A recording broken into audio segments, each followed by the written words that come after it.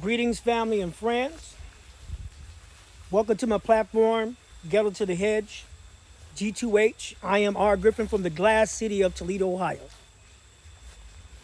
We're going to do part two, God's covenant with us through Africa, Canaan land, the land of God's promise. And today we're going to get a little bit deeper with protocol, with the protocol and the portal. All right. Only got 10 minutes, so I'm going to talk kind of fast. So when I say protocol, I'm going to show you exactly what I'm talking about, right? When I say protocol, I'm talking about this right here. There's a triangular movements of God from Palestine to the country of Turkey to the west coast of Africa. Everybody want to know, why do you keep saying Canaan land is from the west coast of Africa? Because in the book of Jubilee, before Canaan carries the burden of his family, the curse was family can not be swept away during the Inquisitions, not be swept away during colonization. Every African on the continent of Africa, if it wasn't for Canaan, would have the same thing that happened to the people taken out of Africa would happen to all the Africans, all the Africans. They would have lost all their traditions.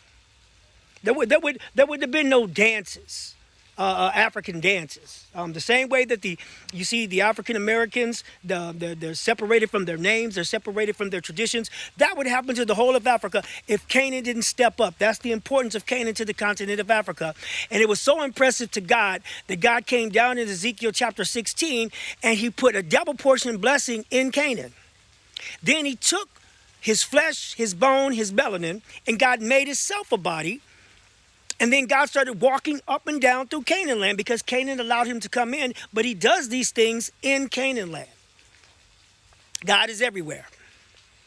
But he has an agreement with Canaan when it comes to the earth. He has a promise with Canaan when it comes to the earth.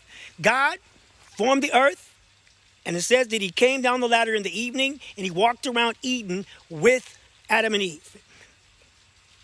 It doesn't say he was walking all over the whole earth. He was interested in the borders of Eden. After the flood, he reestablishes that same principle with Canaan. He's walking around the borders of Canaan land, which has now shifted to the west coast of Africa. Initially, it was in Palestine, but not anymore. Noah said, Genesis chapter 9, verse 27, Noah said, Japheth, the YT people, in the end time, they're going to carry Canaan away. So when they carry Canaan away, God has nowhere to walk.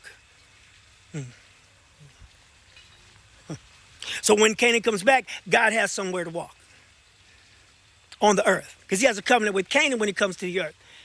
So the longer that the YT people can hold Canaan away from the west coast of Africa, the longer people are simply going, and keep in mind, God says, seek first the kingdom of God.